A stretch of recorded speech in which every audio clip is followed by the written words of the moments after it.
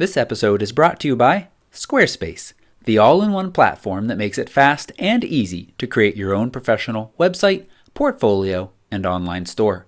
Visit squarespace.com/Toby to save 10% off your first purchase. And viewers like you. Visit photorec.tv/support to learn more. This episode is brought. Hello everyone and welcome back to another Photo Mishmash. I'm Christina. And I'm Toby. And this is episode 63.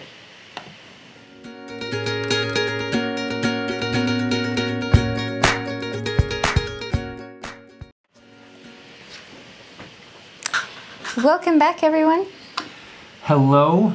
Happy to be here. Happy that you're here. This is episode 63 of Photo Mishmash. Nothing broken, nothing gained. I come up with the best titles. They're just not very informative. If somebody is looking, what is this show right here? They have no idea what we're talking about. All right, you are now in charge of titles. This show, for those who have just joined us and have no idea what we're talking about, is a mishmash of the week's photo news, pertinent topics, discussions, a little bit of rants. Got a little bone to pick with Scott Kelby we'll talk about in a few moments. I'm Toby, as I said, photographer and educator. And I'm Christina. I am a full-time wedding photographer. And we are full-time into the busy season, aren't we? Yes, yeah. Officially since this past weekend. That's right. We had a wonderful wedding this past weekend. Part of it on a boat, which sounds really exciting and was nice, but there are some drawbacks to that. Then we had an engagement session on Sunday. An engagement session yesterday? No, I had another wedding with a friend. I was second shooting for a friend on Sunday. Today's Wednesday. And then we had an engagement session on Monday. We had an engagement session yesterday, and then I have an engagement session on Friday, and a wedding on Saturday. So busy, busy. Don suggests a better title: Nothing Bokeh, Nothing Gained. Boken. Or bouquet or boken. I like it, Don. I like it. That's why you should join us in the chat room so you can share things, because you all collectively, and some of you individually, are much smarter than we are. And you say very smart things that add to the discussion. So we love it when you folks can join us live, and I understand not everybody can, and I'm sorry. But this gets recorded and on up. This is episode 63, and we're going to be talking about the week's photo news. And the winner of the MyOps. But apparently I set the end time to be a little bit later, so no added drama.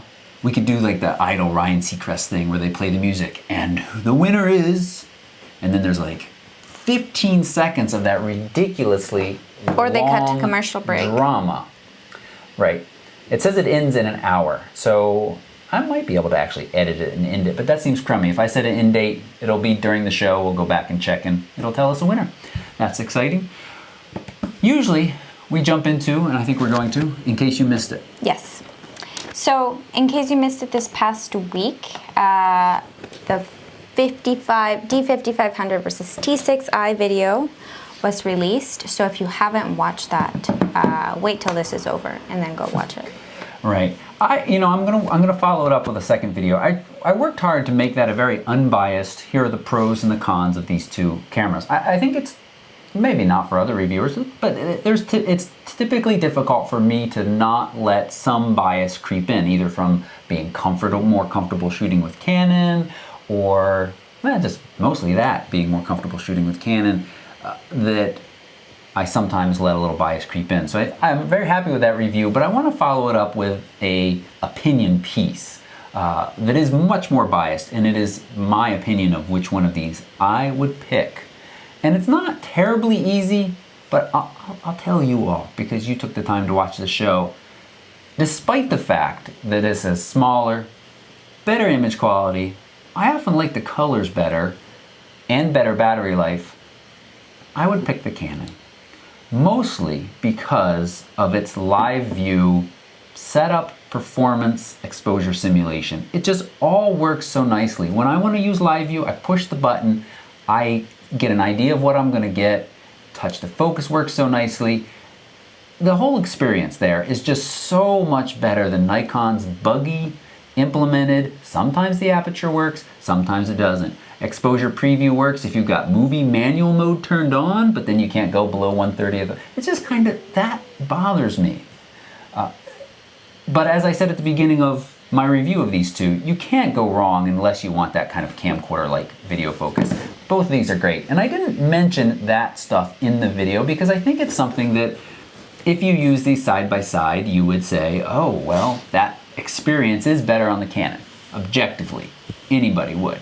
But if you don't use it side by side, you're like, oh, okay, this is the way the Nikon works. Oh, okay, this is the way the Canon works. And you'd be fine. Yeah. That's my justification. Right.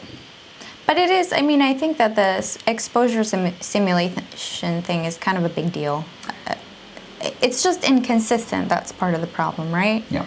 So it works sometimes and it doesn't work sometimes. And well, it depends on what setting you have it on. That said, I mean, it's not like we're huge, like, Canon fan people.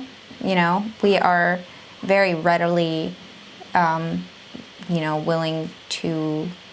ready and willing to switch to Sony if they really do deliver on all of the promises of the A7R Mark II. So I also would like to say we talked a little bit about discussing news and reviewing some of the stuff that we talked about on the channel this week, but also we're going to go over some questions at the end of the show, and I think we're going to keep it a little bit shorter this time. Mm-hmm. So if you have questions to post, go ahead and post them on the chat if you're watching live, and Roy will go ahead and collect them and post them for us. And we're probably going to spend about 15 minutes or so answering questions. So we might not get to all of them, but... Right. And thank you to Roy for being in there. There was a little love fest going on in Roy's direction last week in the PhotoRec support group. And I just want to say, I agree. Roy is awesome. Yep. Super helpful, and has written both great articles that you all have responded well to, and steps up and really helps. And Scott as well.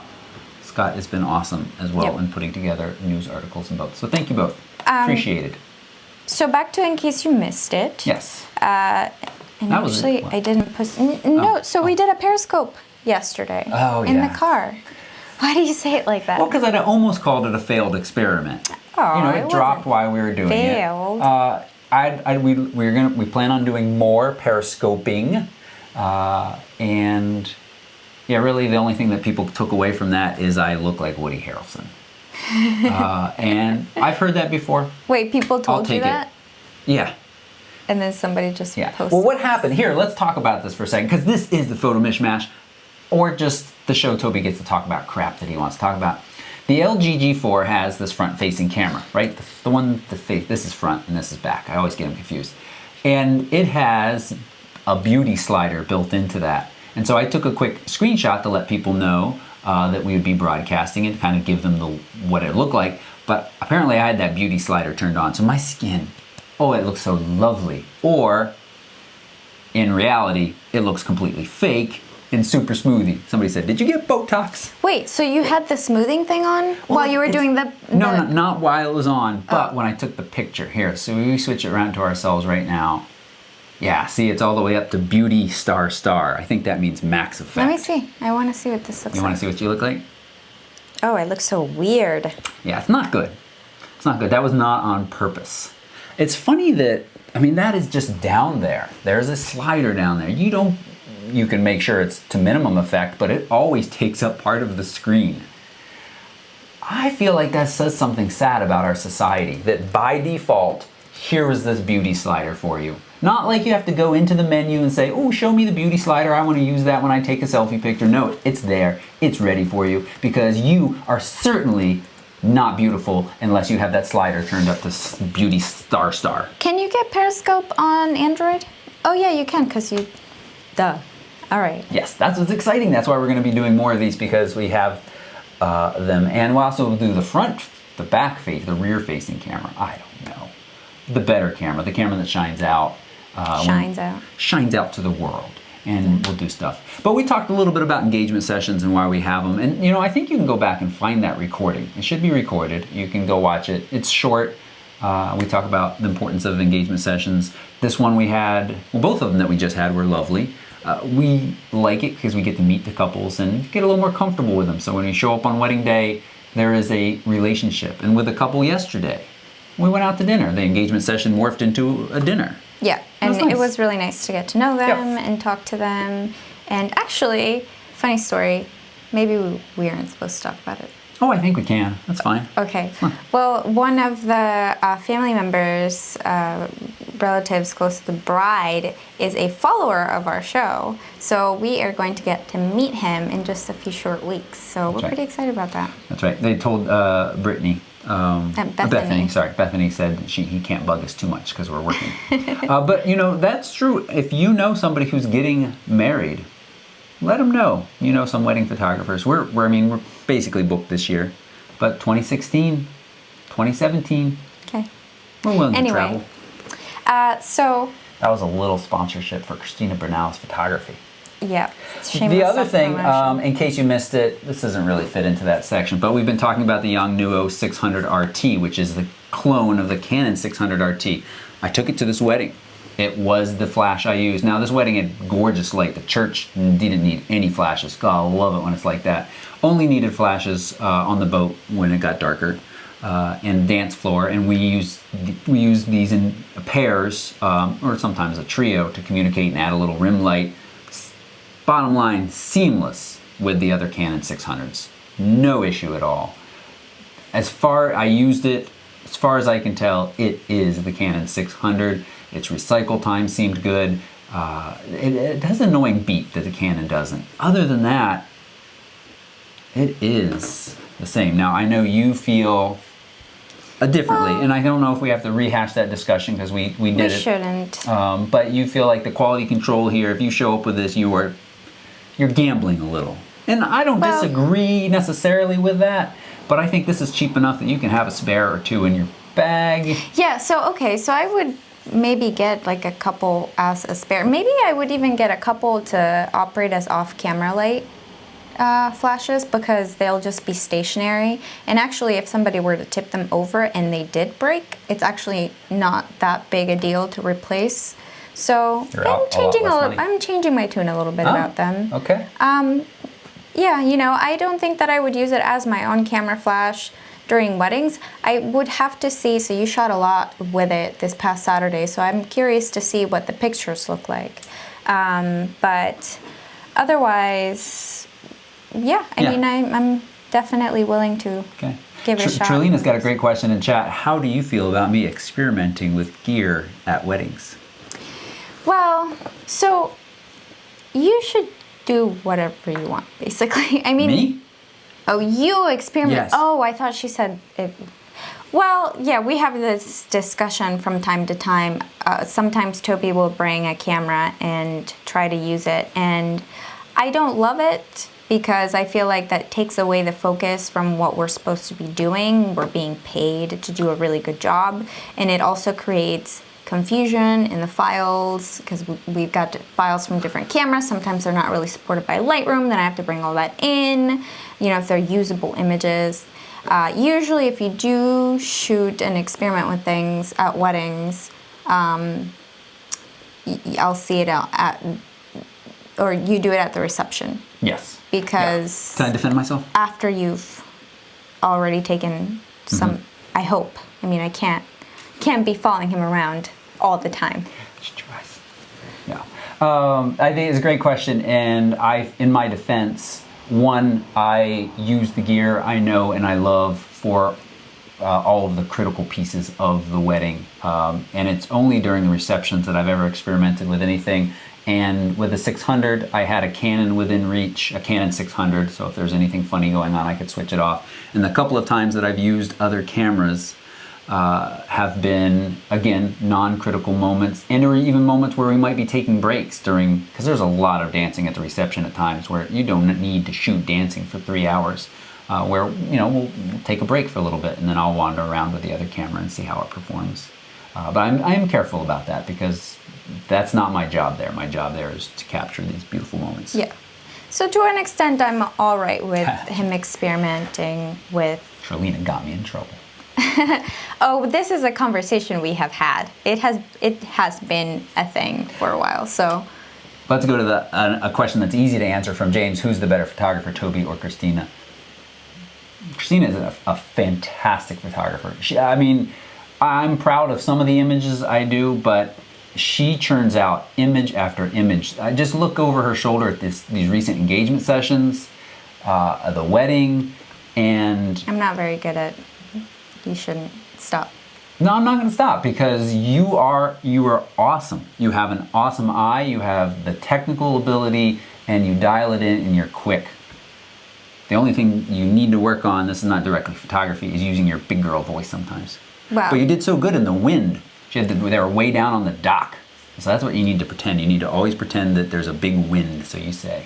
Because sometimes she puts her mouth behind the camera and then she's like, can you move to the left a little And bit? they can't hear me. I know. But- I know. I'm working on it. I can't be fine. perfect at everything.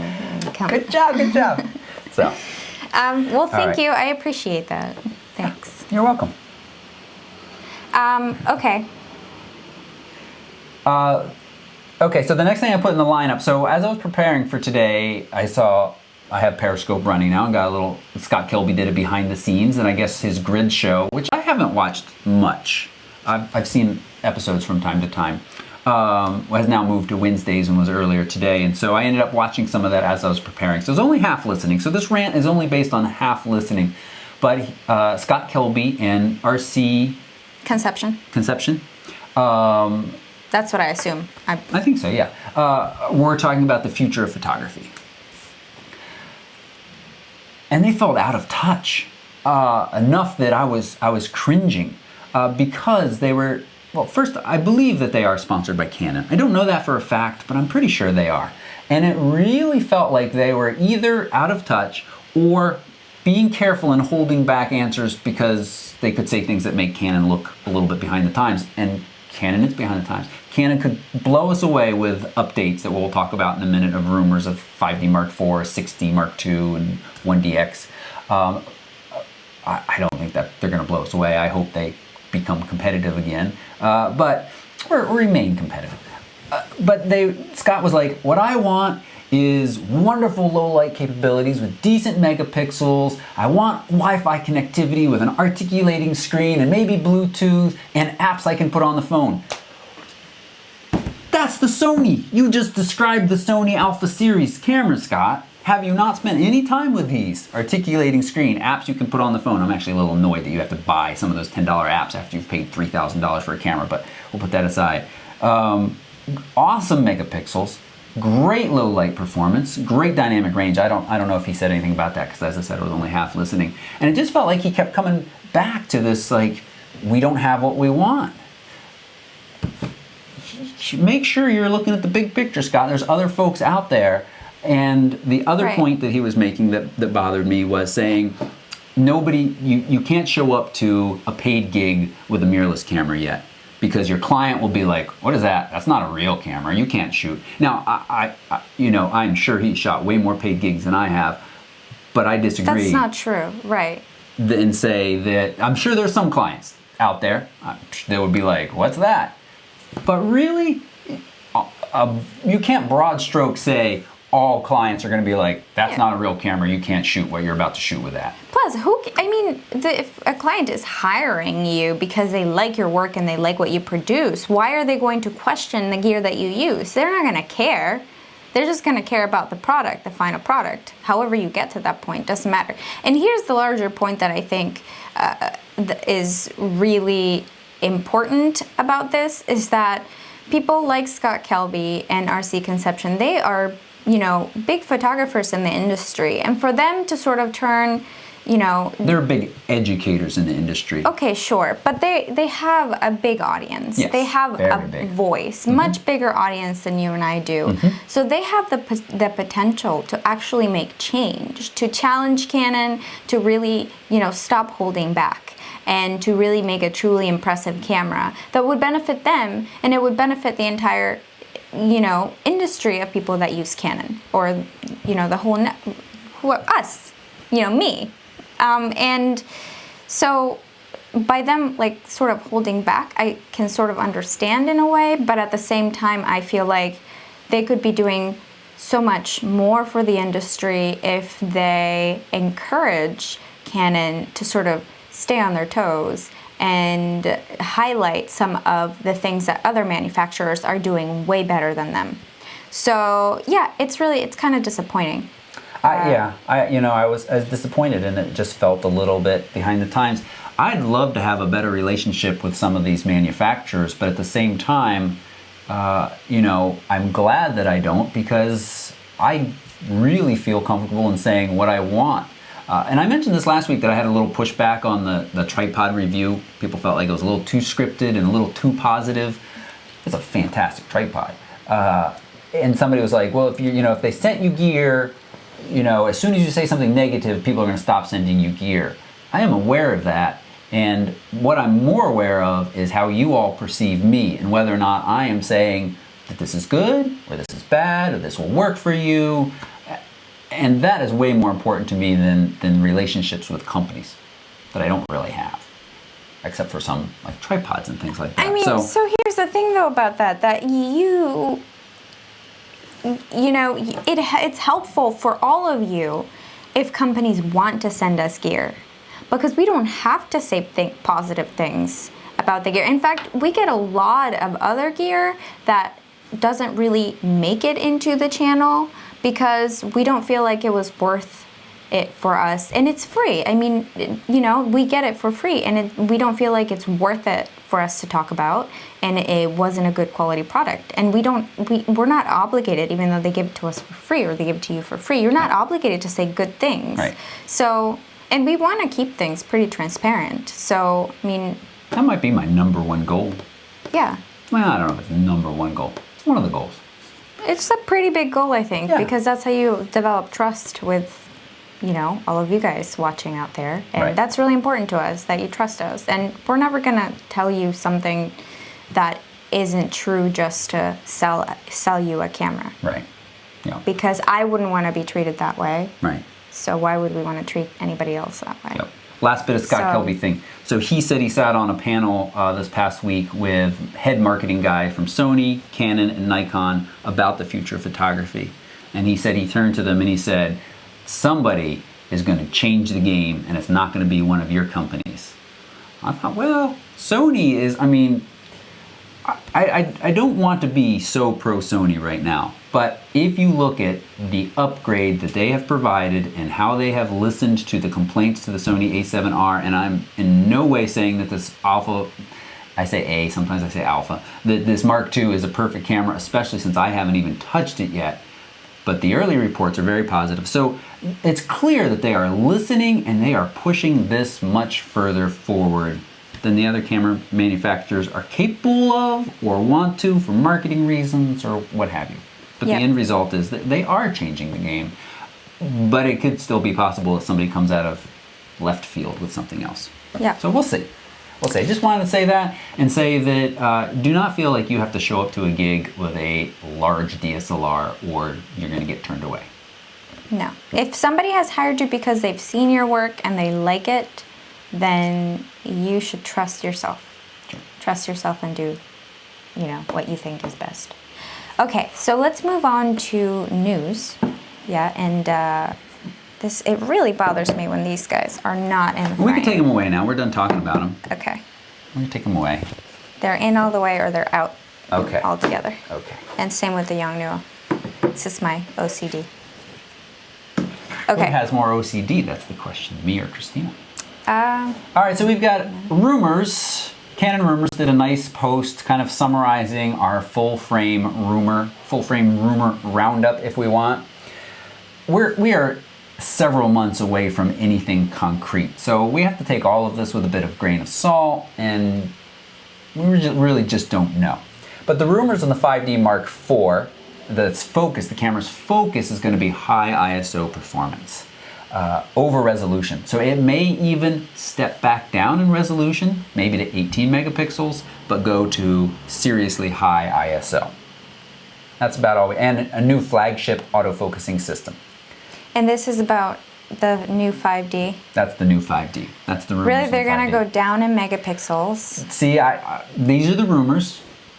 And we just don't know more than that. So, Is there a time frame? Well, we're still talking late 2015, early 2016. Late 2015 probably announcement, early 2016 availability. but no sooner than that. What, about 4 months ago, people were saying August-ish. Yeah. But that seems out the window. Canon, you better hope this Sony isn't as good as they say. Yep. So, and 4K, the Canon rumor guy puts the fact that it'll appear in there as a 50-50 split. And this is what I said, and Corey and I have like a nickel bet, or maybe it's a dollar bet or something.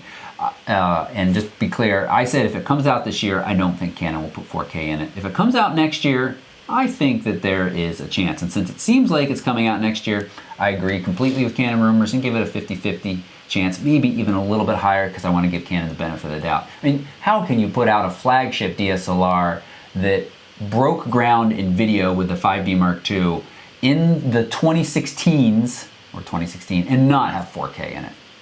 But Canon could do it.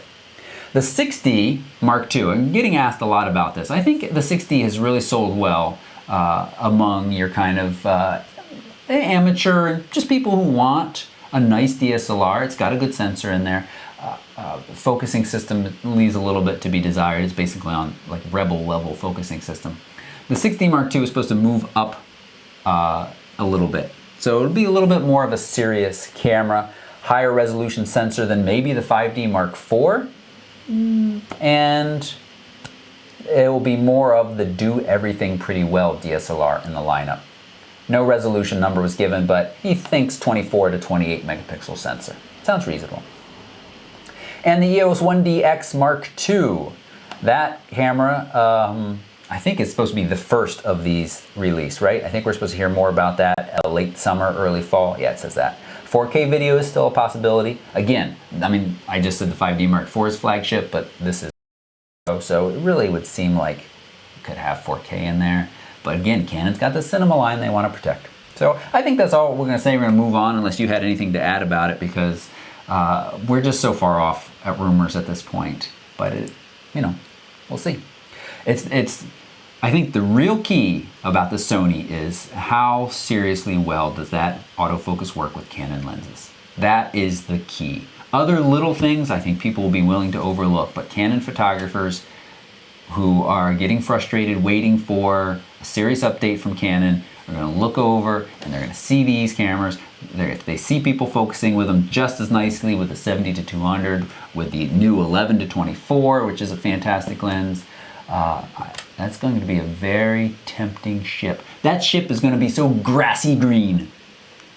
You can jump ship and go, the grass is greener on the other side of the fence. Okay, moving on to our next story.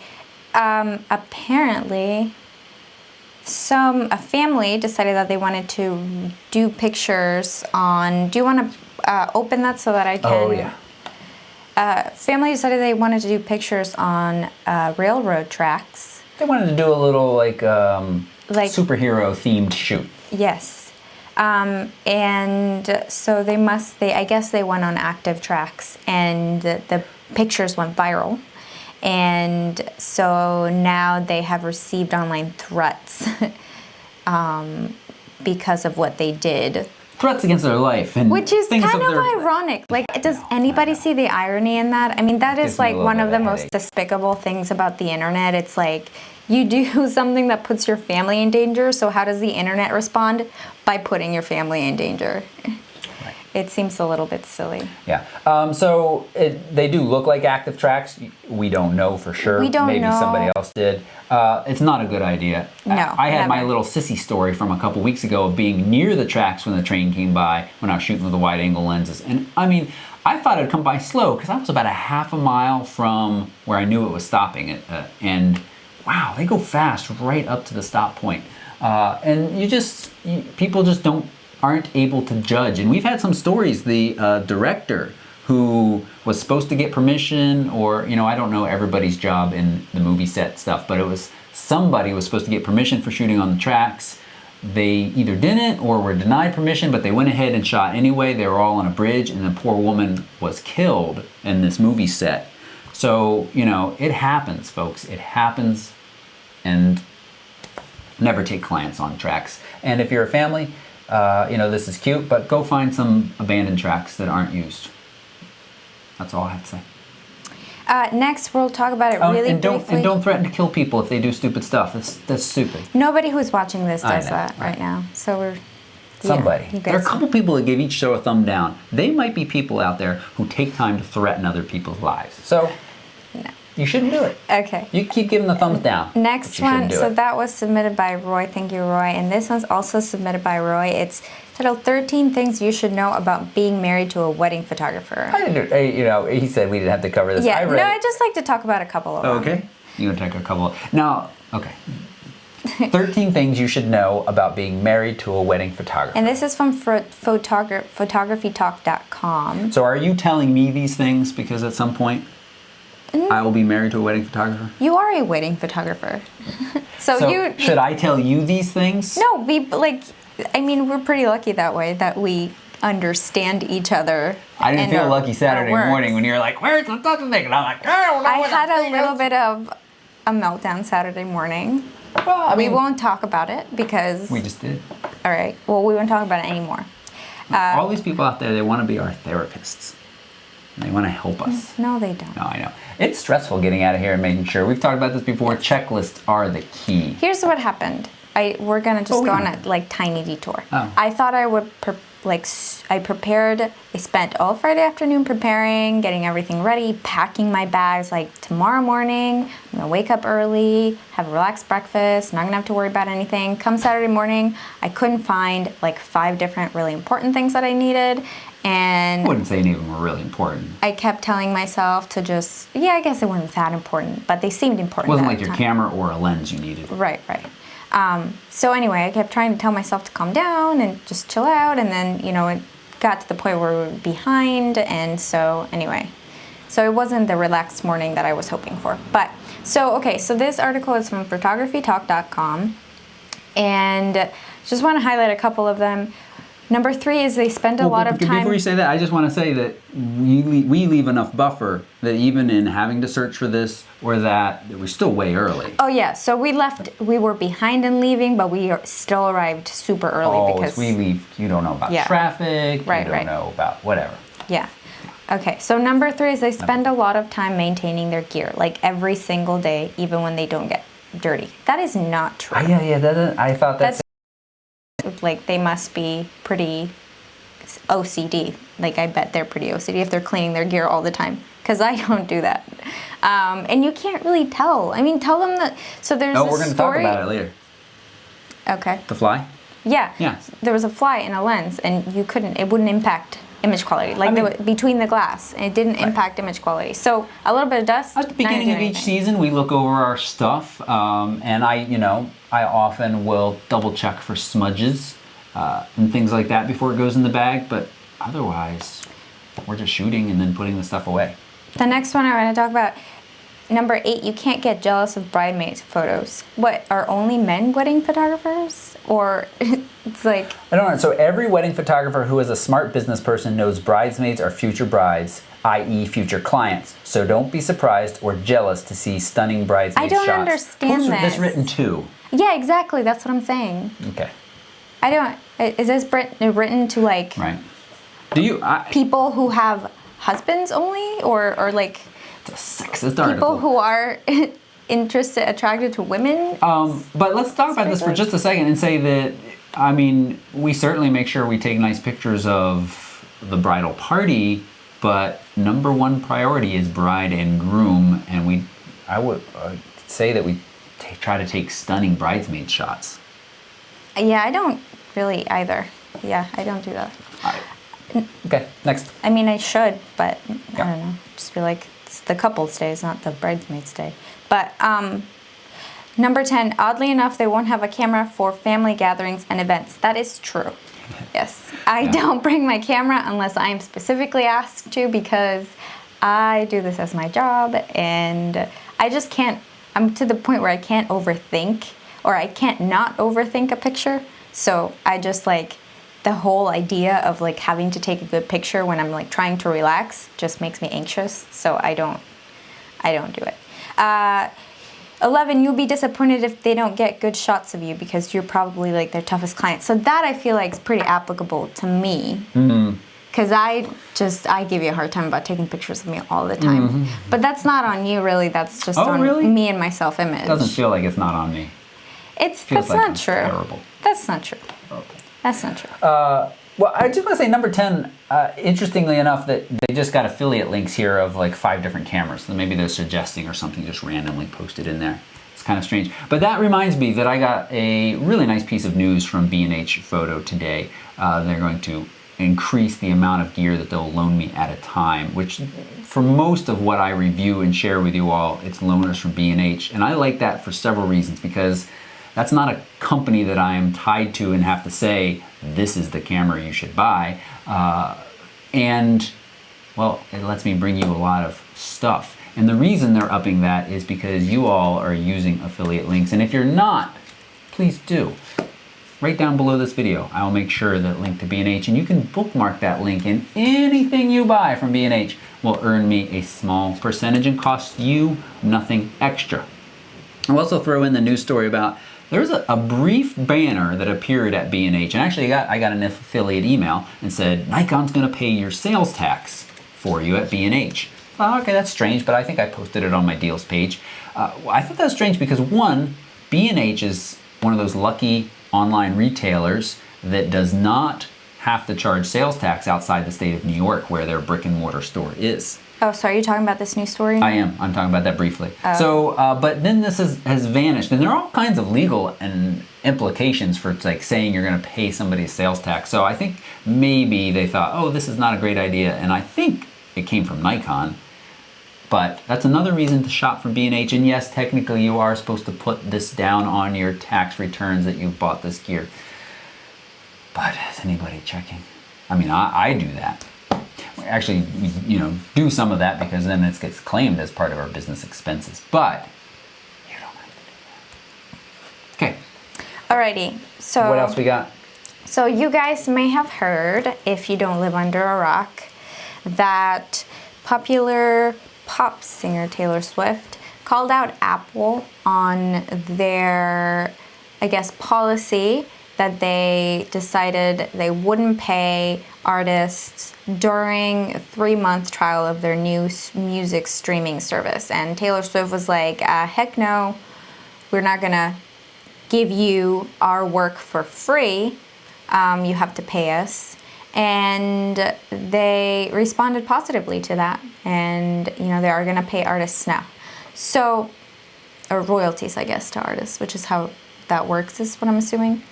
So then photographers started calling out Taylor Swift about her concert photography policy. So when a photographer is working for a magazine and they're taking pictures at her concert, they basically have to sign a waiver to waive the rights to usage to Taylor Swift's and her, her business, her brand managers. And basically they can decide how they if the photographers can use the picture and how they can use the picture. Gotcha. And so Taylor Swift came back and responded. She said that that's not true, that they have to ask permission first, which I find that it's pretty much the same thing. Like if you have to ask for permission to use your own picture, then that's still... You basically get the ability to use the picture for whatever you say you're going to use it for when you sign this contract. There's a blank for that. And if you share my screen take my screen for a second, I have this 1989 photography contract up. Petapixel has a great rundown and all of the back and forth that's happening with this. And I've heard that Jared has a great rant about this too. And he does a lot of concert, Jared Poland of Frono's Photo. So if you're really interested, I'd probably go watch that. I haven't, but I bet he knows what he's talking about in this case because he's done a lot of concert photography.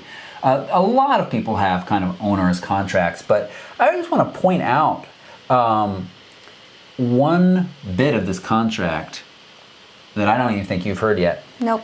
If you fail to fully comply with this authorization, authorized agents or FEI, the artist or the related entities may confiscate and or destroy the technology or devices that contain the master files of the photographs and other images, including but not limited to cell phones and memory cards and the photographs and other images, and eject you from the venue in addition. They can break your crap if you do not follow their contract. Wow. You know, it doesn't say cameras. It says cell phones and memory cards. But not limited to. Right. And I don't think that it would ever get to that point. I think that what they're trying to do is instill fear in these poor photographers. And what are they going to do? Like, really, they're going to sue Taylor Swift, or they're going to, like, try to cross Taylor Swift, who is a millionaire, and, you know, her team. So it feels a little bit unfair. What's the answer? I think that if she is asking that people, so what she is asking is that they have the right to use the pictures as they like, but the photographer doesn't, is what my understanding of the contract. So Taylor Swift can use the images as she likes, however she pleases, to promote herself at no extra cost to the photographer.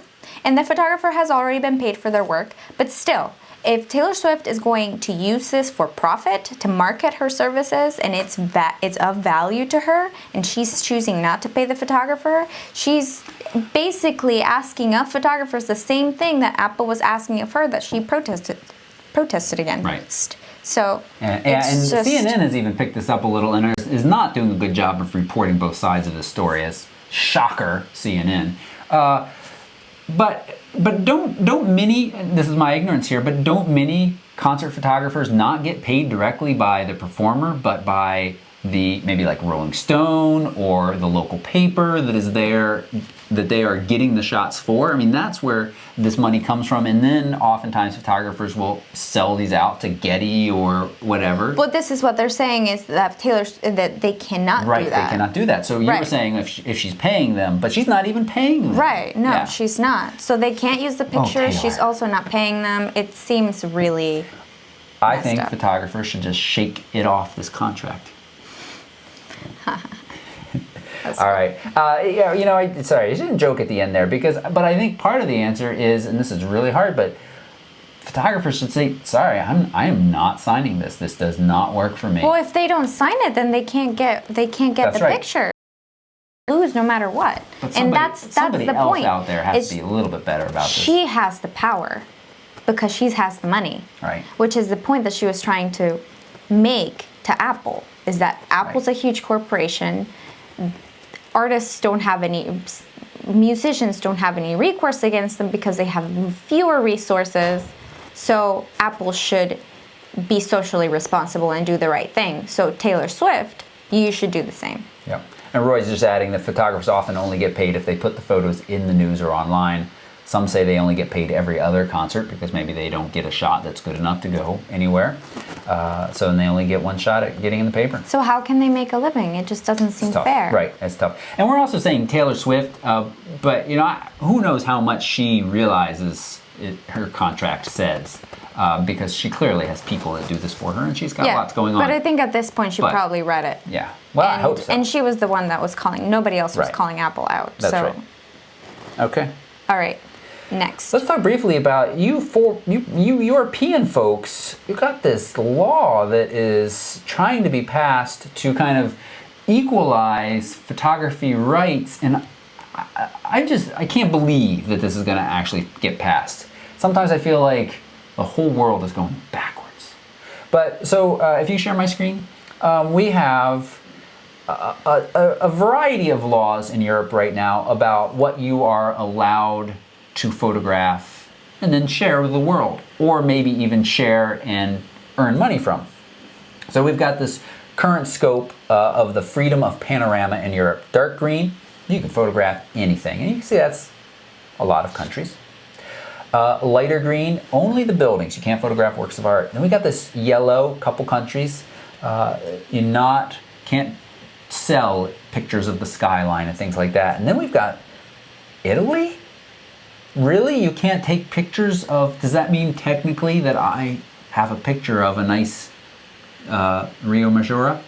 My lovely photo and 500 pics of the kind of harbor at dusk. Am I not supposed to have that online? What's going to happen? Are they going to nice try. sue me? Well, I mean, maybe it doesn't apply because I'm not a European citizen, but if you're a European citizen, can you not? And with I'm the Bajillion tourists taking pictures of the Pisa? Yeah, Nice I'm try. confused. But it's not, I mean, And I read it's this not gonna article work. from beginning to end, and I'm confused. There's no, how are they even going to enforce this? Right. Like, are they just going to pick like a couple random people? I mean, the number of people that go to Europe and take pictures of stuff, I mean, it's Right. like, how do you keep track of that? Right. So if you're a European And why? citizen, Why are they trying to do that? Are they trying to create just like a paperwork not even if nightmare you're for a themselves? European citizen, if you're anybody in the world, go ahead and contact your European members or contact European members of the Parliament and share your disgust. According to the signpost of the article, the full vote goes through on July 9th. Yeah, I don't think this is gonna make it. I mean, what are they gonna like hire a team of people that are gonna look through every single picture and approve it? And based on what? Like, what are the requirements? Right. Right. And you know, it's one of those things where, sure, in Italy is not enforcing this law, but they have the option of doing it. And some poor Right. photographer who, Yeah. you know, takes an amazing picture of the Leaning Tower of Pisa and is selling it, and it's a livelihood, they can come around and say, no, you can't do that anymore. For what reason? No good reason. Yeah. I mean, bottom line is the copyright belongs to the person that created the image. So that is what it is. That's right. Yeah, Eiffel Tower in France? Come on. All right. Next. They will take your birthday away, Tony says. No more birthday for you. The D5 could be the first camera with ISO over 1 million and the first Nikon DSLR with 4K video. Right. So again, you know, Nikon doesn't have a cinema line that they need to protect, and so they are happy to shove these higher end features in their higher end DSLRs. And ISO over 1 million, or ISO over 1 million, and 4K video. Cool. Good. I don't know what else to say about that. You know, Nikon uses Sony sensors, so they don't feel quite as behind the game as Canon does. Yeah. Canon has made this commitment to rely on their own sensor technology. And again, it's not clear to me if it's the marketing forces within Canon that say, hold back and let's eke out these performance increments, or if they are physically not capable of pouring enough money into R&D. Yeah, and I was just talking to my friend Steve, who's a wedding photographer near here, and I second shoot with him from time to time. He has been using, so he's a Canon shooter, he's been using the D810 and the D800, I think the D810, and he's been super happy with it. The dynamic range is what he's been most Good happy Sony about. sensors. Yeah. So. Yep. Okay. Alrighty. So a few rumors.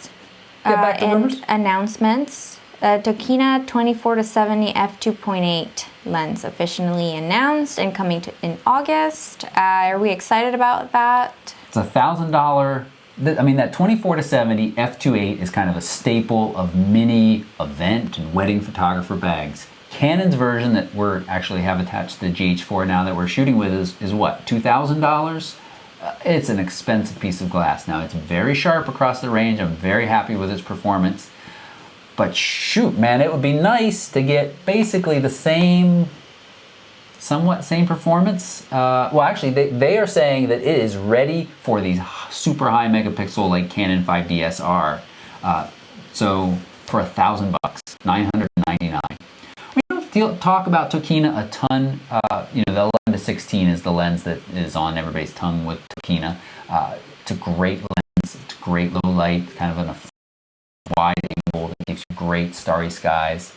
So this is exciting. Again, having more choices is exciting. And Christina's over there, and she's moved on to, is it the next story? Venus has announced a 15 millimeter, what on this? I can't remember. It's 50 millimeters. Okay, what is the aperture? F4. F4 and 1:1 macro lens. You know what is interesting is this morning I got a tweet. I can't remember from who. Sorry, you might be in the chat room, and said, you know, do you have review this? And I reached out to them, you know, a few months ago and said, what was the other lens they came out with? And they said, we've got all of the review units out, but we're coming out with something else. Keep it hush hush, and we'll put you on the list. I got a shipping notice today. So this lens should be coming in for review very soon. This is this company that out of nowhere as far as I know, has come out with these two kind of affordable lenses. Now this is different in that it is a crazy wide angle, 15 millimeter macro lens. You don't get that very often. Now out of reach is the Canon 10 to 18, which you can get quite close with that. But here's the thing, can you share my screen? Let's share some of these sample images. Yes. Let's bring up some of these sample images. There, you know, it gives you a interesting perspective, but keep in mind that this camera must be unbelievably close to these subjects. The close focusing, I think I read, is a half a centimeter. So what is that? It's a quarter of an inch, somewhere around there for us stuck in imperial system. That's incredibly close, and that makes working with some live subjects, although all of their examples are live subjects, difficult. If you love to photograph like bugs and birds and chicks macro style, you're going to be better off with a slightly longer focal length so you don't scare the buggers out of these things and have them run away. But this is interesting. It's $400. Is it autofocus or manual focus only? I'm going to guess that it's manual focus only. I don't know. I think it is. At that price, we'll see. So I hope to bring you more hands-on information about this soon. You know, it certainly can be fun. I don't think it's something we'd add to our wedding bag. Although with a ring, kind of interesting. Nope. No, why not? It would not fit in my camera bag. This is not to say that it wouldn't fit on anybody else's camera bag, Share but your not opinion. on mine, because it just doesn't fit the look that I'm going for, which is kind of like very simple, romantic, simple. But this gives you so much room. You could have the ring. You could have all kinds of stuff around it, telling a story. That's because not you've got simple. such a wide. That's not simple. I was playing devil's advocate. Yeah, I know you are. Okay. Okay. Alrighty, is that it for news? Well, no, we teased this earlier. You said you don't ever clean your right. gear because it doesn't matter. You guys know I love the folks at Lens Rentals. Roger. I do clean my gear, just not every other day. They got a 24/7. They got a 24-105 back in. That was part of their rental fleet. That had a fly in it. That was inside the lens, flying around. Right? Flies, Was it alive? Flies boggle my mind. I swear. Like, we have screens on both doors. Like, we leave the windows and doors open generally during the day because it's cool enough outside and that we don't really need to have the house completely closed and AC on. And flies inevitably get in. Oh, it's a dead fly. I don't know how. And yeah, of course it died in there, probably. Of course. And they don't get out. Like, once they wander in, and then even when there's a window open right next to them, like, well, open, they just seem to get into like places that are just not very. What's that thing called Good where for something them. just a spontaneous like eruption, not eruption. Eruption? Not eruption. Spontaneous generation. Well, that was believed for many years in back in the darker Combustion? times. No, not combustion. Because people would take like a piece of meat and put it in a jar, and a few days later there'd be flies flying around the jar, even though I it was see. sealed up, and they're like, "Oh my gosh, flies just come from nowhere." But back in those days, the eggs appear. the eggs were, already in the meat, and I bet an egg got in here. I don't think the fly flew into the lens, or maybe it did. Anyway. The point of this whole story is that there's a fly in this lens. It was dead. But they could not get that fly's body to impact the images in any way. So they shot at short focal lengths, longer focal lengths, wide open apertures, way stop down apertures. I trust these guys to be very thorough in their testing of this, and they could not see any indication that that fly was in there. They could see it visually looking into the lens, but not using a camera. Nope. So I just think that's interesting. We stress out about little specks and stuff, and you should certainly keep your gear clean, as Christina obsessively clears her gear. But it doesn't matter. Yeah. It doesn't matter. Okay, so that was news, and now we are going to move into People might have thought we forgot. Instagram winners. Instagram winners. Did you guys wonder Hey, you're showing my screen. Oh. Well, you can keep it there. Well, let's just announce again. I'm going to say this every week, but also the talk show hosts, every night they come out. They say, we got a great show for you tonight. Again, you guys have blown us away with your submissions. I loved looking through them. It is really hard to pick a winners now that I actually have to do it and I can't just push it all off on Christina. Just a fantastic group of images, and I am happy that you all are participating, and I'm going to share with you. Oh, wait, you like to work backwards, don't you? So let me pull up my first runner-up. Let me just kind of make this stuff up if you haven't already figured that out. And you now can share my screen. No, drum rolls. That's too cheesy. David, who actually I think didn't I pick as a winner last week? David's shot of seaweed deposit on the Gray Marsh Beach near Seacombe, Washington. Hey, we were just there recently. I know, we were there. And we texted while we were, or not texted, but like tweeted back and forth a little bit while we were out there. It's just, the contrast of the colors and filling the frame so nicely with all of the stuff. I just really liked it. Great job, David. Thank you for submitting. And Lines Are Sweet Too is another runner-up.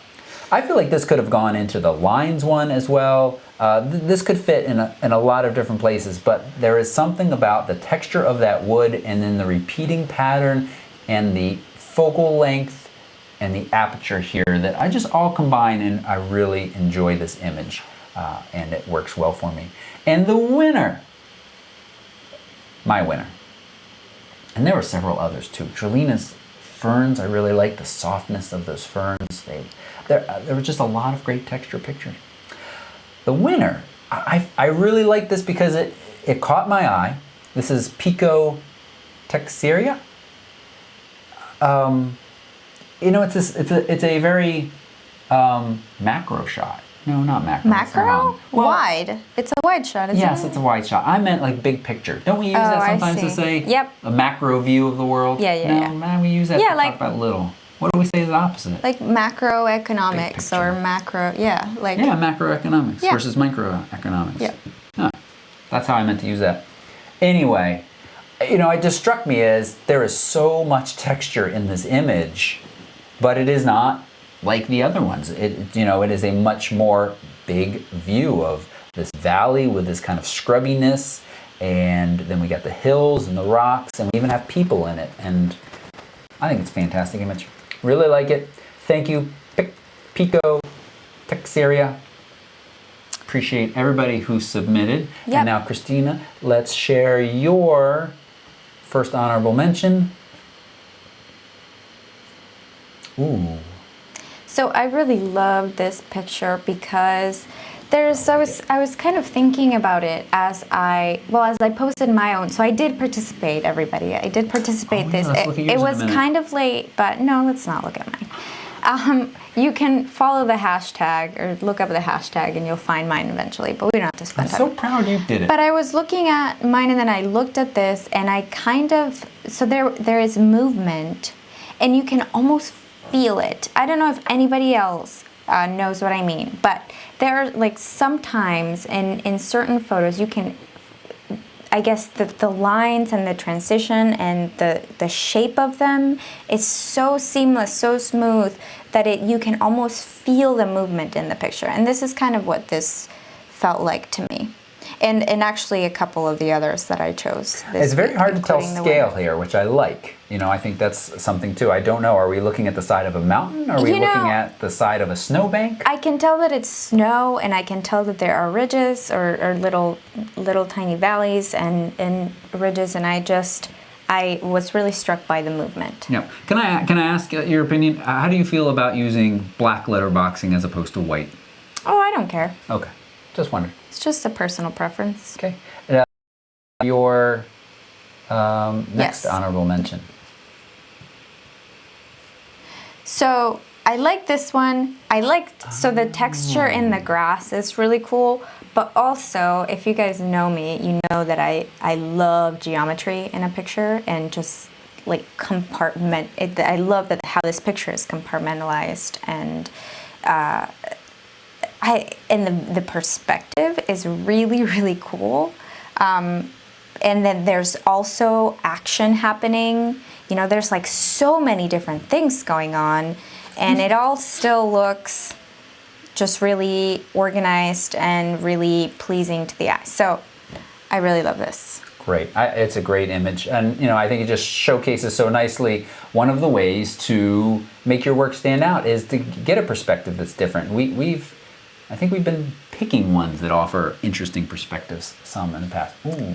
And I would say this was my winner, again, because of the movement and because it's a photo that was taken far away, so it's a wide picture. The perspective is from far away, so it's not up close, which is, I think, what I would naturally gravitate to when looking for texture in something, is I try to get close.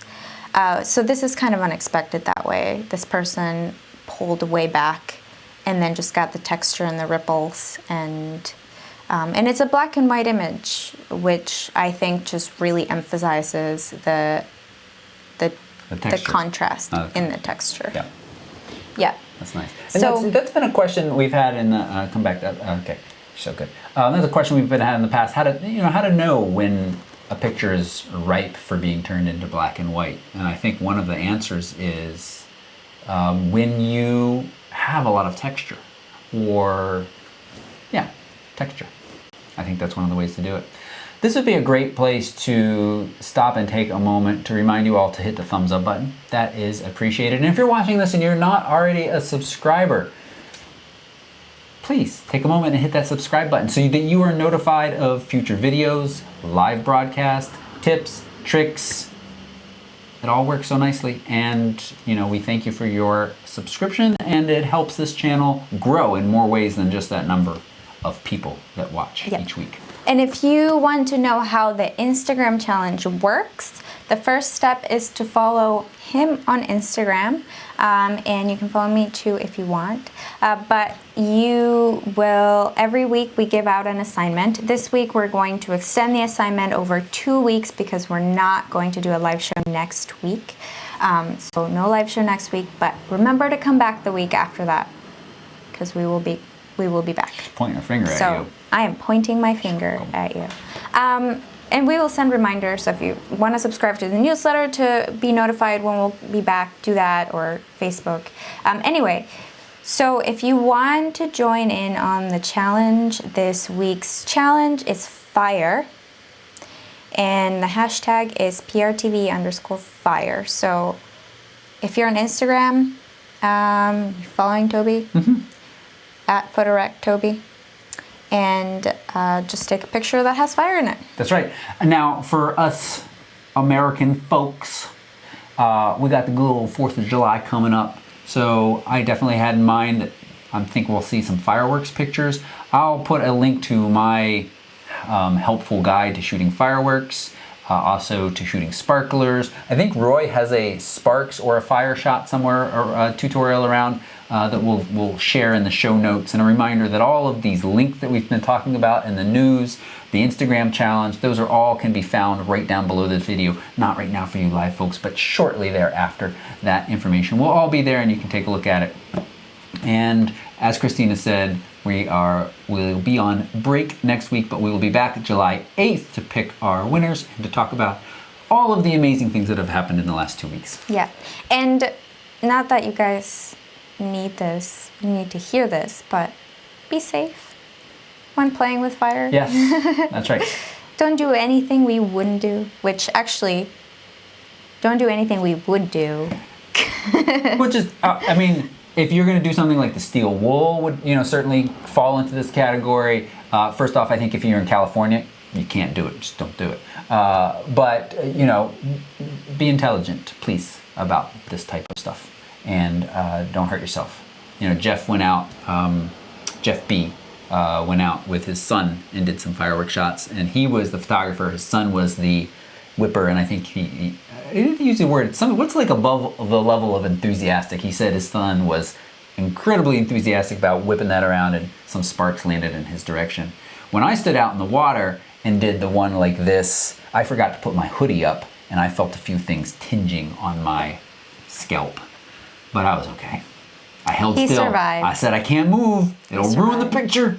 He survived. Hair was on fire. Alrighty. Okay, so I think I saw somebody ask in the chat what was broken and nothing gained.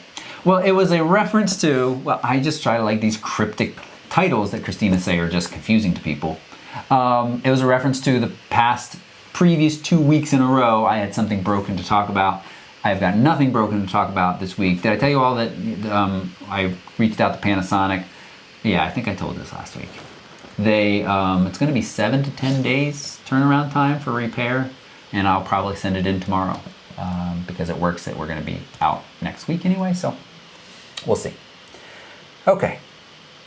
So let's move on to reader questions. Before we viewer move on to questions? reader questions, let's do a quick couple of reminders. One, that this podcast is mostly supported by you folks, especially you Patreon supporters. And so if you would like to join that group, have access to our Lightroom videos, what's the other benefit? At the Facebook group. Thank you. The support group at multiple levels, and at the higher levels, personal critiques by us. We got asked this week if we'll give personal business advice. We certainly will at those higher support levels. We're happy to do that, and we're going to put in place more official versions of that. But right now, just ask us. Yeah. And so you can find out about all of that at photorec.tv/support. And this episode is also partly brought to you by Squarespace. It's so easy to make a beautiful website that is your own place. You control how it all looks and how everybody sees your work. Squarespace.com/Toby to save 10% off your first order. We thank them for their support. Yep. Alrighty, so let's move on to live Q&A. Next week we'll be able to go to the ice cream And truck. I hear it the right ice now. cream truck. Oh, we should have given Give them them some cash. money. We got kids in the house. Dang Give them it. some money. It's okay. They'll be okay. Aw. Maybe they'll just grab some. Maybe.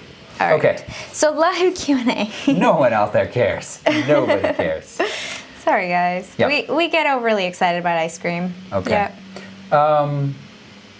Gareth had a question about a bag for a beginner with their first DSLR that is inconspicuous for unnickability reasons. Gareth, you just gave yourself away as a European or an Englander, that nickability.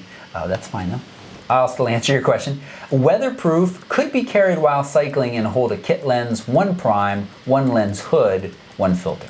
Okay, well first off, put your lens hood backwards on the lens. And just call We it that. forgot the giveaway. Oh right, that should be over. Poor people waiting and waiting. Sorry, guys. Let me refresh this little page. Ended. Choose winners. Kojak Cat. Kojak Cat, you are the winner of the MyOps trigger. I will email you in a few moments, and you will have to give me your information, and it'll be on your way. Congratulations. Thank you to MyOps for sponsoring that. It's really nice. Again, folks subscribing and making the numbers higher means companies are willing to work with me and being able to do things like that. For those who missed real quick, the MyOps trigger is this smartphone connectable trigger that you plug into your camera. The things that I really like with it are the lightning sensor or light sensor that allows you to capture lightning without having to do ridiculously long shutter speeds, and the fact that it has the sound mode that allowed me to capture balloons popping connected to a flash. So it can actually connect to your camera or your flash. It's a lot of fun to work with, and you should check those guys out at the MyOps Trigger website. I'll make sure those links are right down below at the very beginning of this stuff, along with the support links. Mm-hmm. Okay, great. I'm glad you remembered that. That would have been embarrassing to end the podcast without picking a winner. Yeah. All right, so we're going back to our live Q&A. Yes. So Gareth was asking about something to hold a small amount of gear, basically a camera, a lens, and a filter. So really a camera and a lens. There's so many options, but you want to be able to ride on cyclists. You want it to kind of be inconspicuous. I really like the messenger style bags. Low Pro makes some good ones. Think Tank makes some good ones. I think my bag is out of reach right now. It does get a little tricky. I think Think Tank's bags, I wouldn't want to ride around on a cycle with them because they don't have that. You want that extra strap so you can do the more messenger style bag. So I really look at Low Pro's messenger style bags and Crumpler as well. Those two brands are very good and have a lot of different options. I would not go cheap with a bag. It is an easy tendency to say, you know, I just spent all my money on camera gear. Yeah, but I'm gonna play devil's advocate and say that if you want to be inconspicuous with your gear, you're like traveling to a place that's kind of questionable, you want to be a little bit inconspicuous, you are better off finding some cheap bag that's kind of beat up and then maybe getting an insert for it. Ona makes really great inserts. I have one that I bought a while ago, and I just transform like my handbag into a camera bag, which is really cool. Or my backpack, I can transform it into a camera bag. So you get an insert, and you can put it in a really torn up bag, and then that sort of, I think, takes attention away from things that might be valuable in there. So, and I know that this photographer, Joey L., he traveled a lot to Thailand, and he also traveled to, I want to say, I don't remember, but He's traveled a lot. But I'm trying to say to like places where there's a lot of poverty and your gear might be sort of vulnerable. So he travels with a really beat up bag that he puts his gear in, and it's padded, it's secure, it's safe, but at the same time it doesn't draw attention to it. So but I mean, for having a bag, yes, I would not skimp like for your general bag to like carry your gear in from like, you know, going out on a shoot or whatever. I would not skimp on bags because you're holding thousands, you know, potentially thousands of dollars worth in gear. So, you know, an extra $300 for a solid bag that's going to last you several years is in the long run going to be a really good investment. So yeah. Okay. Yeah. Yeah, the inserts are a good way to go as well, to summarize what you just said there. I'm sorry, I'm starting to read questions here. We got a lot of questions, so let's... Ursula wants to know, what is Periscope? Periscope is...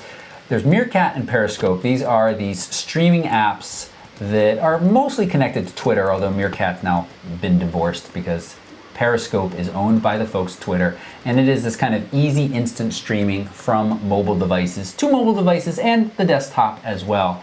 And you just start it and it sends out. Now, when I did that the other day, it didn't seem to send out a tweet, and I'm not sure why. I need to experiment with it a little bit more, but it's kind of hard to find if you don't have the app. I have the app running in the background, so it notifies me when new people are starting to broadcast. But you know, it's just a live streaming app. Okay. All right.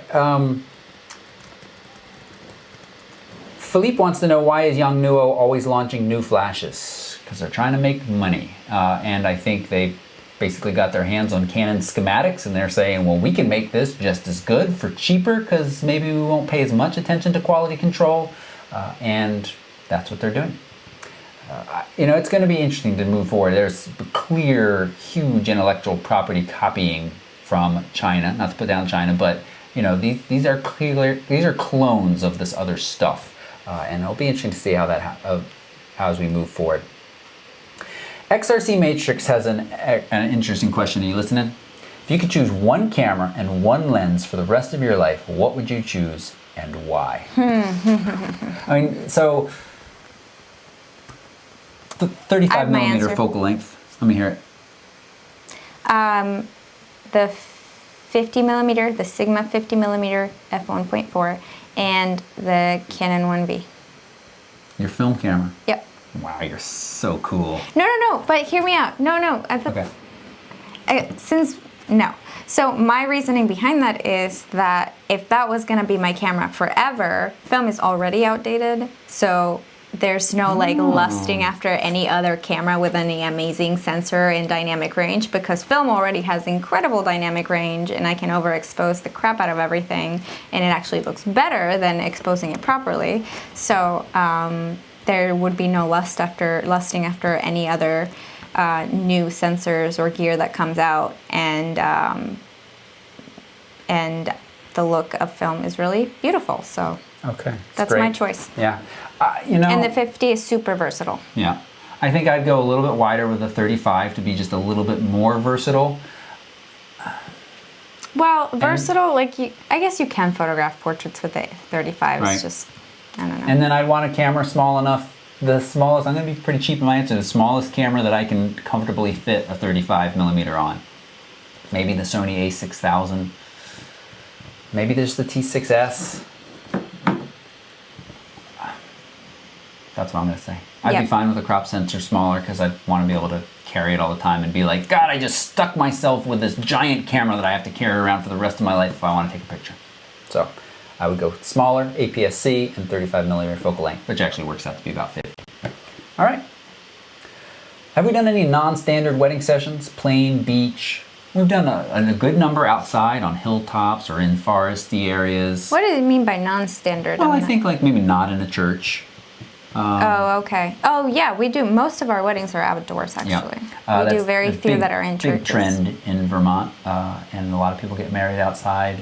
Yeah, more so than inside. But, you know, beyond like anything weirder than in pretty locations outside, I don't think so. No, not really. We not did have yet. one couple that was going to get married on a platform floating in the middle of a pond, But they ended up not doing that. well, because it was going to rain, so they moved the ceremony under a That's right. tent. Were they still going to do it on the even if it hadn't Yeah, rained? they Oh. were. We missed our chances to be floating around on the pond. Okay, next question. My thoughts on the Jason Lanier versus the Angry Photographer. I don't know familiar who with either that. guys. I know who Jason either Lanier guys- these is guys are. somebody who happily shows up to professional events with Sony gear. I don't know if he's sponsored by Sony or not, but I respect his. What I've read of his, I respect his, and the Angry Photographer. He puts me off a little bit. Zoe's calling me out and saying, didn't you say that Canon would not put 4K in their DSLRs because of the sign line, Toby, or this Canon Missina? Yes, I did say that, but I think if Canon pushes the 5D Mark IV back far enough into next year, like I was saying, I don't think they can protect that line for that long. That's ridiculous. They will look so far behind the times that they just can't do that. So at some point they're going to say, well, yeah, all right, sign lines can now shoot 6K or have RAW or something. So at some point 4K will be in the 5D Mark IV, or sorry, I shouldn't say that at some point. If the 5D Mark, I think I've said it enough, comes out far enough, they'll put 4K in it. Roger wants to know, Roger who doesn't live in the US, right? Some issue with import tax if you were to buy from B&H. Yeah, I believe that is true, Roger. So you folks outside of the United States, well, actually, B&H does ship nicely to Canada now, so you Canadians, please use my link. Outside of there, just please use my Amazon affiliates that should be localized for your countries. James wants to know, what is shift function? We're talking about the sensor shift function that some of these cameras are now offering, like the new Olympus, which will take a 16 megapixel sensor and give you a 41 megapixel image because it uses its image stabilization in there to shift the sensor slightly and basically kind of create this mini panorama, which translates to a larger image. If that's not what you're talking about, I'm not sure, James. And we did get your email and we'll be responding soon. Thank you.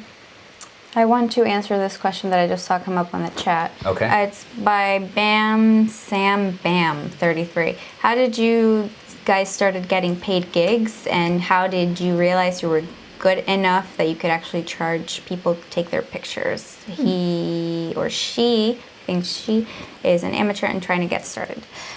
So I just felt like for me, I just kind of put my work out there. I charged very little at the very beginning while I was trying to get my toes wet, and I got a couple of clients who liked my work. I honestly didn't even have like any portraiture work on my portfolio other than maybe like my little brother, a couple pictures I'd taken of him. And you know, these people hired me to do some event photography and portraiture of them. And then my really big move to becoming a professional photographer was taking on an apprenticeship with a local photographer who I am still friends with, who has helped me tremendously. His name is Steve Holmes, and he shoots weddings, he shoots portraits, and I learned a ton from him by shooting weddings and helping him out a lot. So if you really want to get serious about photography, my advice to you is reach out to somebody whose work you like and ask them what you can do to help their business grow. And hopefully they will take you on as an assistant or a second shooter even, and you can learn a lot from them. So I think that's my advice, and that's how I got started in doing wedding photography. Okay. Lens shift, I think, is what the question is. So now we're talking about tilt shift?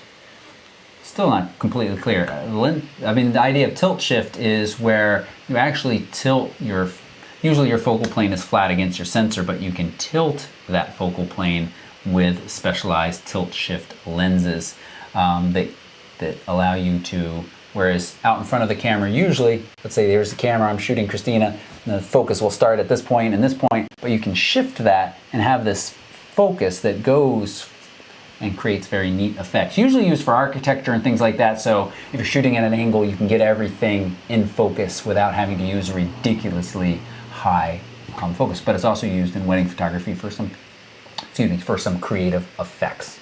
So that's that. Okay, I think that we are going to go for another 7 minutes or so until 7:30 and answer as many questions as we can, and then we'll go into a few minutes of the after live show. The after party. The after live show. Where we talk about how hot it's gotten in this room. It has gotten very hot in Ricardo this wants to room. know a good versatile lens with a fixed aperture for the Sony a6000. The first that comes to mind is the Sony 24-70 f4. Now it's a $1,200 lens. It's kind of twice the price of the body, and this is where I think Sony does have a weakness, and Kelby was talking about the sum, that balance isn't going to feel great, but it is a fantastic lens, and none others come to mind that is a versatile focal range with a fixed aperture. That you have the more expensive f2.8 version, but that's it for right now. So, Fu wants to know what are some good accessories to bring when you travel overseas. I plan to try to take some pano shots, double exposure, and possibly filming some scenes. Need one of those travel chargers that lets you use all the different voltage, and then what's nice is to bring a little teeny power strip that plugs into that with maybe USB ports, so then you don't have to worry about buying multiples of those. You just plug everything into that, but don't try to draw too much off, because some of those cheaper ones on Amazon, we had that one break on us. So it's the first thing to keep everything powered up. And then as far as a pano shots, if you don't have a tripod that has a nice bubble level, you can buy yourself one of those little bubble levels that fits in the hot shoe. That's helpful as well. And I know that they can be kind of pricey, but when my experience has been that if you have a really good pan head for video and for photo, it's going to save you so much grief. We traveled to Montana with the Mi Photo, which is an awesome camera for still shots, but awesome tripod for still shots, but for video, I missed so much stuff just by trying to get the angle right and no shaking and it's just, if you can get a solid pan head and if you're gonna be doing serious video and you wanna save yourself that stress and annoyance, I definitely recommend that. Yeah, great. And then otherwise, just, make it about the trip and less about the gear. Right, yeah, totally. I know, it's hard. It's hard. And the other thing that is, so here's another kind of tangent. So you can go either two ways, in my opinion. You can go like the super perfect shot, like super still shot, get all the gear to get it really right, or you can do the super, just very casual type shots of I don't know, almost like voyeuristic, of just looking at stuff and don't worry about the quality too much and just kind of, make sure you get it mostly stable, but, just be, does that make sense? Right. Well, and also if you're going to shoot video, have an end product in mind. I find that is so much better. When I just shoot this clip or that clip, then I'm like, what am I going to do with this? And I personally have a really difficult time going back and editing it. But if you say, all right, I want to tell a story about this trip of like the transportation I used, or the different bits of architecture, then shoot these short clips together, and with that in mind. All right. BC Toomey's got a 70D with some dust on the mirror. I saw everybody yelling at you in the chat. Not yelling, but they're all saying, rocket blower, rocket blower, rocket blower. We agree. Hold it upside down. Here's T6S. Hold it upside down. Get one of those nice rocket blowers. You'll be fine. Yep. You're fine. Next Just go like this. question. How did you like your paint stick? So Jeff is asking about the Pixel Stick from Bitbanger Labs. They sent me a Pixel Stick. It is this long stick of LEDs that is very smart. It is a slick piece of technology. Sadly, I haven't done anything exciting with it yet. But I have loaded up on an SD card some exciting stuff that I hope to get done soon. We mentioned family is coming, and with my brother around, he's going to be a little bit more willing to go spend some time in a dark alley with me than Christina is. You take that wherever you want. And we're going to create some stuff with the Pixel Stick. So stand by, follow me on Instagram to see some more stuff. It's very neat. You know, it's a very specific piece of gear. So, and you know, it's not cheap. So it's not for everybody. But if you like to do kind of cool light painting stuff, I don't think there's anything better. Craig wants to know if he should cut the low pro label off his camera bag. I don't know. You know, there's something to be said for making the bags look a bit grungy and be easily distinguishable as your own. And so if you don't think at some point that you might sell it, you know, or not worried about like, well, you know, maybe this would be a bag you'd get $30 for. You know what? Even if you do think that you can sell it, don't take that into consideration when making your decision, because we just tried to sell a couple really nice camera bags at a yard sale, and like no. Yeah, so, we had a yard sale, and we were like, oh, we got a couple extra camera bags. We put them out there ridiculously low, like $5 for what goes on eBay, because we just want to get rid of them. I don't feel like dealing with eBay. Yeah, no. So anyway, short, long. Do it. Yeah, sure. Okay. Have we used? So this is from Bam Sam Bam again. Would we or have we used prime USM lenses instead of all L lenses for paid gigs? I have before, yes. I have before I could afford to buy L lenses, I did. And it does, I think it makes a difference. I don't think it makes a difference that your clients can necessarily tell. I mean, see, that's, okay. So they can't tell from gig to gig, from one picture to the next.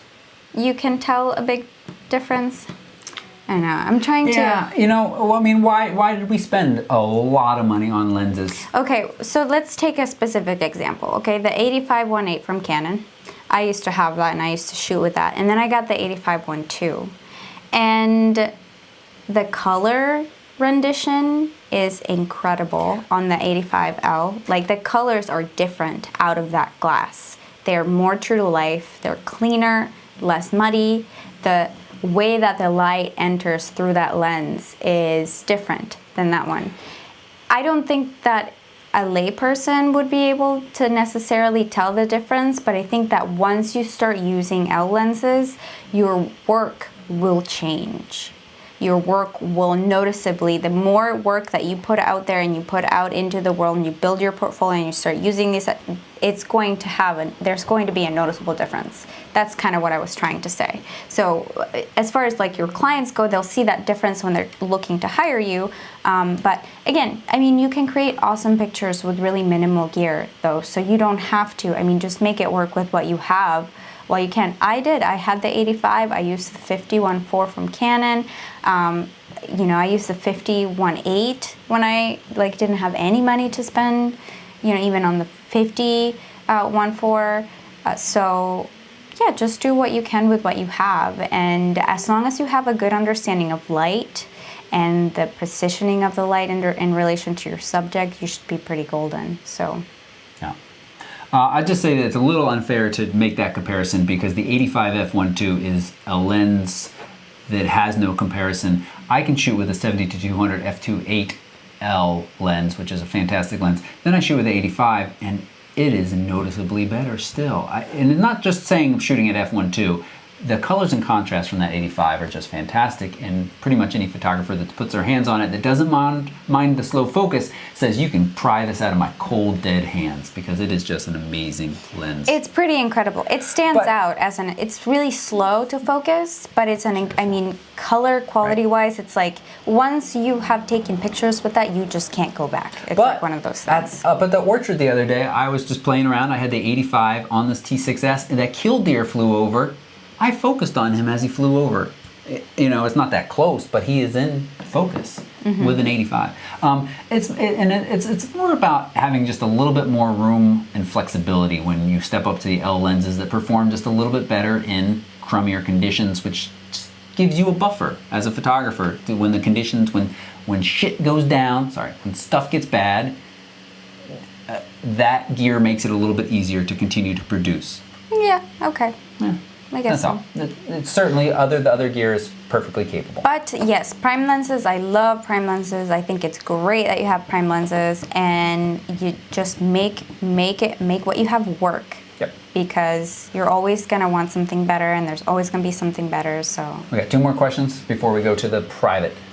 To the private, the after show. The private after show. Ernie wants to know, what do we do before photography work?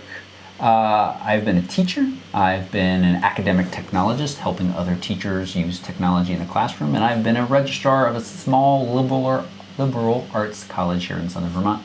Yeah, and I worked at a small